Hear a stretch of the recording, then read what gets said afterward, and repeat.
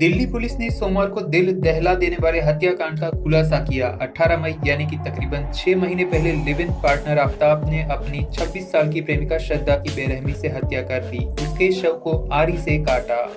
नया फ्रिज लाया ताकि टुकड़े उसमें रख सके और बदबू दबाने के लिए अगरबत्ती सुलगाता था। 18 दिन तक रोज रात 2 बजे उठता और शव के टुकड़े जंगल में फेंक आता। पुलिस ने आफताब को शनिवार को अरेस्ट किया।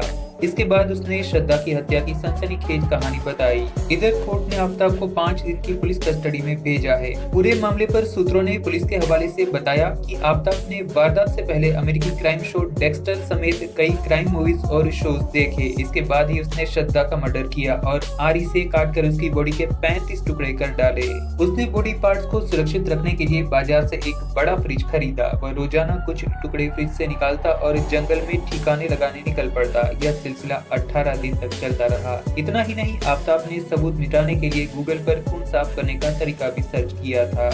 हम आपको बता दें कि डेक्स्टर एक अमेरिकी क्राइम शो, ड्रामा और साइकोलॉजिकल थ्रिलर है जो 2006 से 2013 के बीच ऑन एयर हुआ था। इसके 8 सीजन हैं। इस शो का मुख्य किरदार डेक्स्टर मॉर्गन दिन में पुलिस के लिए फोरेंसिक टेक्नीशियन के तौर पर काम करता है, जबकि रात को वह सीरियल किलर के तौर पर उन अपराधियों का मर्डर करता है जिन्होंने बर्बर अपराध किए हैं, लेकिन कानून ने उन्हें सही सजा नहीं दी। 26 साल की श्रद्धा मुंबई के मलाड की रहने वाली थी। यहाँ वह एक मल्टीनेशनल कंपनी के कॉल सेंटर में काम करती थी। श्रद्धा और आफताब दोनों कॉल सेंटर में काम करते थे। साल 2019 में यही दोनों की मुलाकात हुई। दोनों एक दूसरे से प्यार करने लगे, लेकिन दोनों के रिश्ते से परिवार वाले नाखुश थे। इसके चलते दोनों मुंबई से दिल्ली शिफ्ट हो गए और महरौली के एक फ्लैट में लिव इन में रहने लगे। श्रद्धा अपने क्लासमेट लक्ष्मण से कांटेक्ट में थी। लक्ष्मण ही श्रद्धा के पिता विकास मदान को जानकारी देता था। जब श्रद्धा ने कई दिनों तक लक्ष्मण का फोन नहीं उठाया तो उसने श्रद्धा के पिता को जानकारी दी। इस पर पिता ने कहा कि सोशल मीडिया पर भी कोई अपडेट नहीं मिल रही है। विकास मदान बेटी का हालचाल जानने 8 नवंबर को दिल्ली पहुंचे। जब वे उसके घर पहुंचे तो ताला लगा था। उन्होंने महरौली पुलिस में शिकायत की और बेटी के अगवा होने का आरोप लगाया।